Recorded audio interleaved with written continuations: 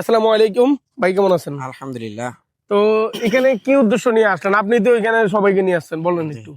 আলহামদুলিল্লাহ আসছি মূলত আমরা আসছি মাহফিল অগ্রহায়ণের। তো পাশাপাশি আসলে আমাদের শায়েখ মুফতি ফয়জুল করিম সাহেবের যে ব্যবসা বাণিজ্য আছে ওইটাকে আসলে যেমন আসছে ফ্যাক্টরি ফাইজান কোম্পানির, আমরা সেই কোম্পানিকে একটু ভিজিট করার জন্য আসছি, যেন আমরা কি আসলে বলতে পারি আমাদের নেতা শুধু কি বয়ানের মধ্যে সীমাবদ্ধ না, উনি যে একজন আসলে একজন রাজনীতিবিদ এবং বিশিষ্ট ব্যবসায়ীবিদ। এই জন্য মূলত আজকে আমরা ওনাদের ইন্ডাস্ট্রিতে একটু ঘোরার জন্য আসছি।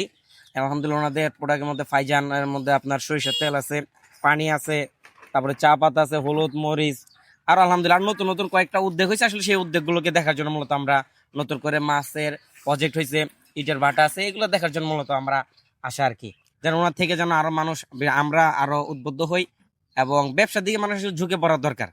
শুধু যে দিনই পথে থাকবে তা না, দিনই পাশাপাশি যদি পুরা দেশের খেজমত করতে হয়, মানুষের খেজমত করতে হয়, তাহলে কিন্তু আপনার আর্থিকভাবে সচ্ছল হইতে হবে। আর আর্থিকভাবে সচ্ছল হওয়ার সর্বোচ্চ উত্তম হচ্ছে আপনার ব্যবসা। তা ঠিক আলহামদুলিল্লাহ বলছেন। হুজুর একজন আলোচক, তার পাশাপাশি একজন ভালো মানের উদ্যোক্তা। সেই জন্য আসলে মূলত ওনার কি কি উদ্যোগ আছে সেই উদ্যোগগুলো দেখার জন্য মূলত আজকে আমরা এই ফাইজান কোম্পানির মধ্যে আসছি দেখার জন্য।